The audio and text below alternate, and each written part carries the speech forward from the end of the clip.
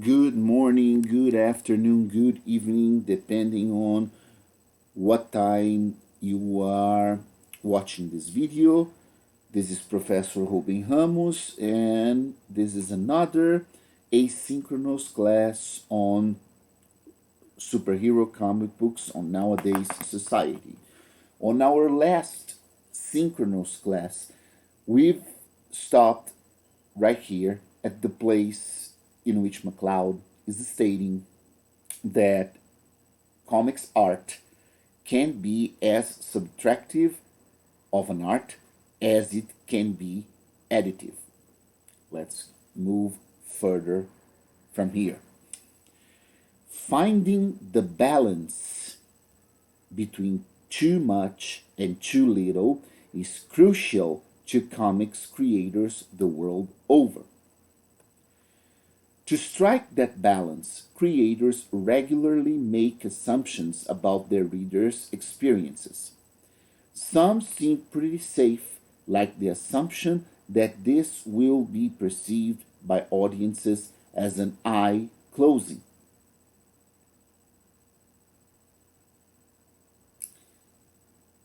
Safe, that is, if the audience doesn't read right to left, like McLeod is doing over here.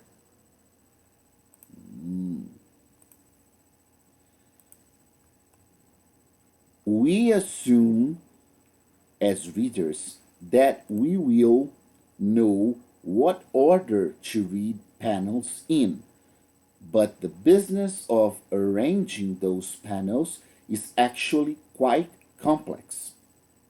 So complex, in fact, that even seasoned pros will sometimes blow it.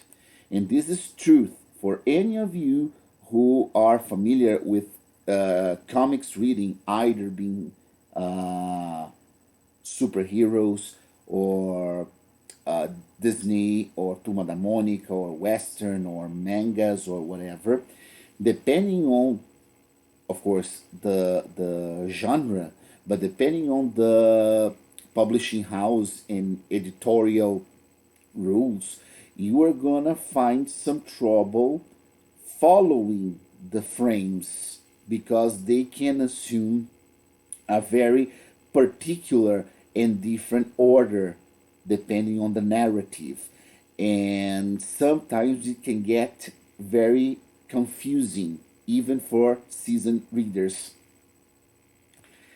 As closure between panels becomes more intense, reader interpretation becomes far more elastic, and managing it becomes more complicated for the creator.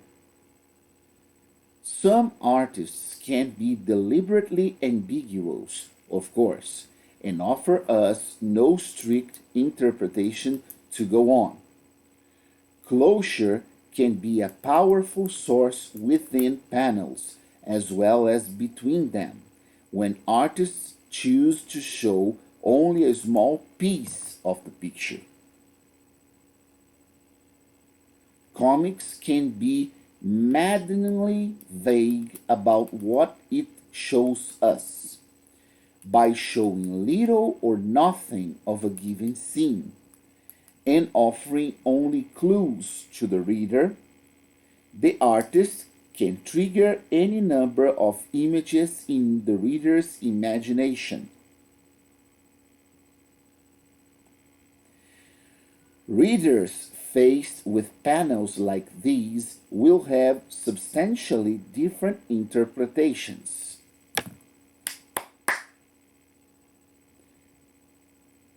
By constructing whole images based on these fragments, readers are performing closure, just as whoosh, split, split,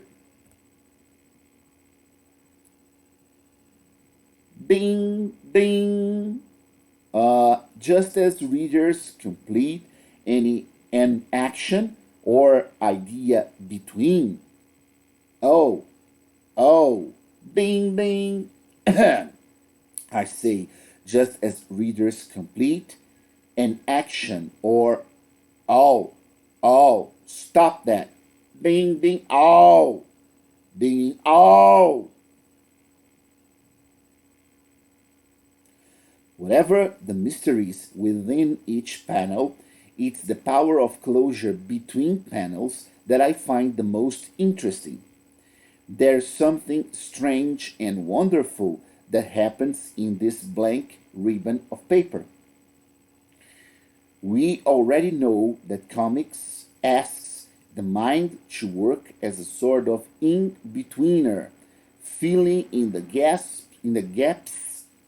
between panels as an animator might, but I believe there's still more to it than that.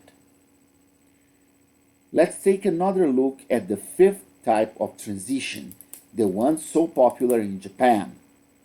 Here's a four-panel establishing shot of an old-fashioned kitchen scene.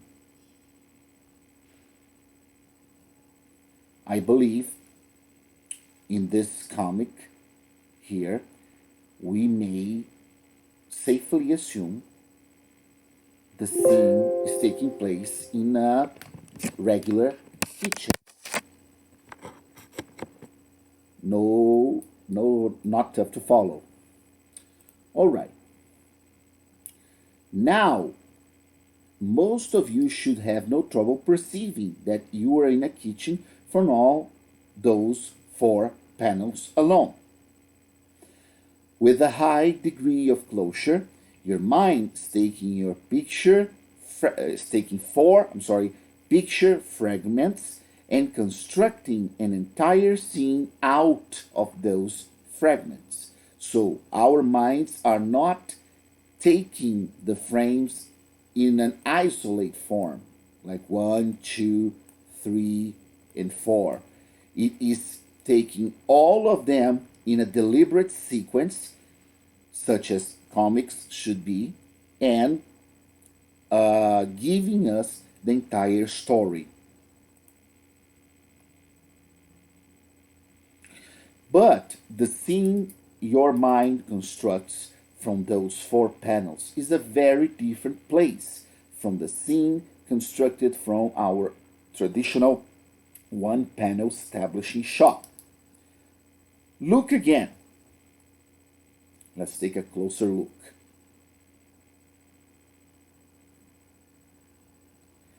You've been in kitchens before. You know what a pot on the boil sounds like. Do you only hear it in that first panel? Or can you hear it through all the four panels?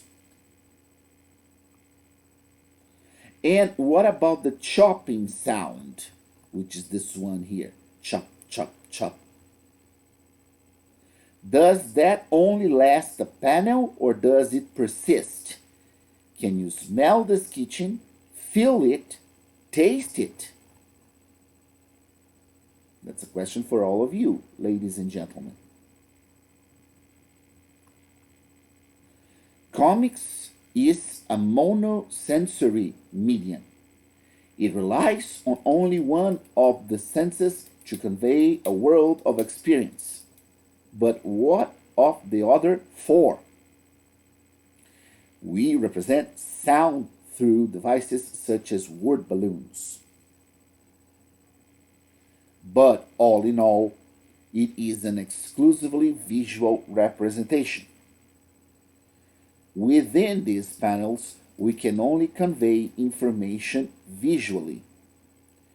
But between panels, none of our senses are required at all, which is why all of our senses are engaged.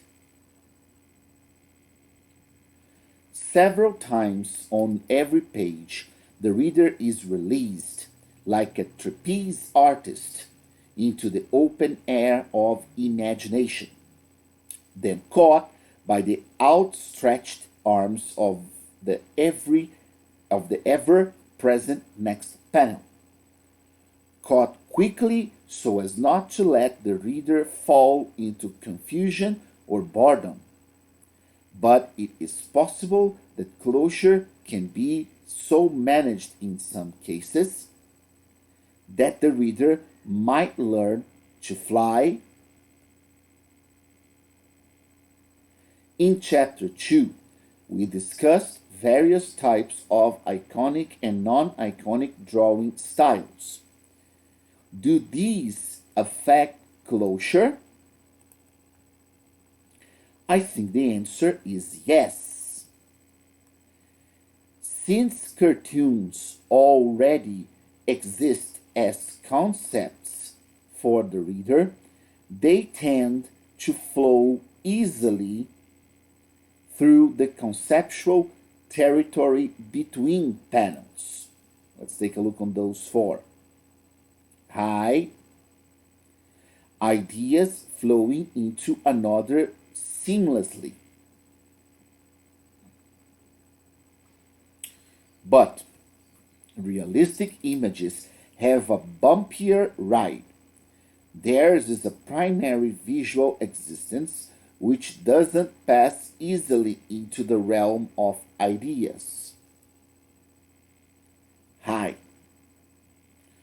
And so, what seemed like a continual series of moments in the last example here looks a little more like a series of still pictures. To me, anyway.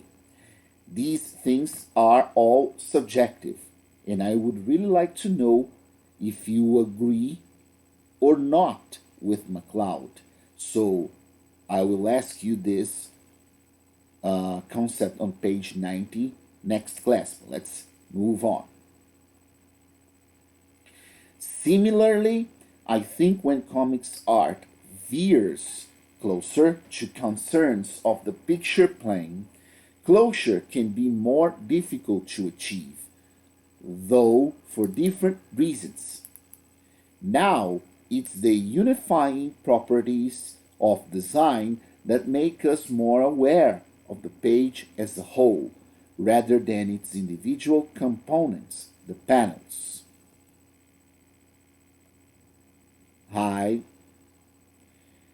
A good rule of thumb is that if readers are particularly aware of the art in a given story, then closure is probably not happening without some effort.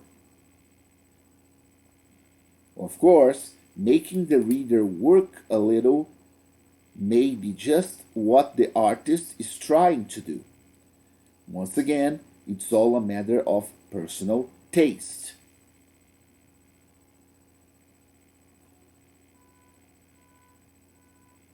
The simultaneous or synchronous, better saying, blink of eye. Eye closed, eye open, eye closed, eye open, eye closed.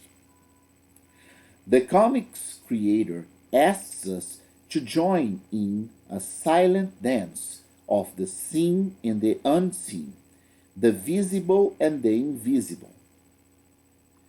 This dance is unique to comics. No other art form gives so much to its audience while asking so much from them as well.